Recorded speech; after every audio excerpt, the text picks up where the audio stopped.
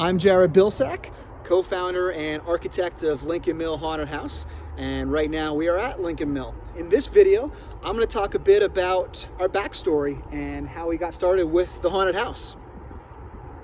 So my partner Brian and I, we both went to college together about 10 years ago at Philadelphia University, which is now known as Jefferson University. So we were both in the same fraternity together, and at the time we were brainstorming ways to raise money for a charity. I've always really been into Halloween and home haunts. So my home growing up, I would always decorate my parents' home for Halloween with decorations. I'd have kind of a walkthrough where the community could come out and experience. So there's a historic building called Ravenhill Mansion on the campus. This building is a historic landmark. And I'm like, Brian, it'd be cool to do it in this building. Like, what are the odds of the school letting us do it? And I was pretty skeptical. I thought it was kind of a long shot. But Brian's like, no, I think it could work. So Brian went to the school, ultimately pitched the idea to them, and came back. It's like, we're good. We're doing it. Yeah, so ultimately the school let us do it for the last weekend in October. So we ran this through our fraternity, so all the brothers were all actors inside. So we ran that for quite a few years. Even after I graduated, I went back and helped the brothers below me continue to run it. And we're like, it would be cool to one day do this professionally in like our own building. So flash forward 10 years, Brian had acquired this building here in Manayunk, the Lincoln Mill. And it wasn't long after that the Hurricane Ida flood put Lincoln Mill underwater. I'm actually standing by the scupola here, so right now the water is low. The water came all the way up and pretty much filled the entire first floor and the basement. So this place was underwater.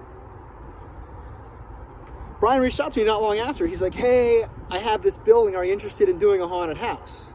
And right away I knew what building he was talking about, and I'm like, the building that was just underwater, that there's probably a lot of damage to. I did come down to visit Brian in Manayunk, and Brian showed me the space. There was definitely a lot of damage from the flood. My background is in architecture, and I can kind of visualize the space and how it would be transformed ahead of time. So as Brian and I were kind of walking through, as he was showing it to me, I'm like, oh, this would be a really cool building to outfit as a haunted attraction. So there really wasn't a whole lot of time. If we were going to do this, like, we had to commit to it. Ultimately, I did. And I'm like, Brian, there's a lot of work to do if we want to open up by this October. And I think at that point it was maybe February. So quickly rushed to get tickets to the big Halloween convention out in St. Louis. We did a bus tour out there where we experienced some of the best haunts in the nation around the Chicago area. And really kind of gave us an idea on the level of attraction that we needed to create, even though we were new.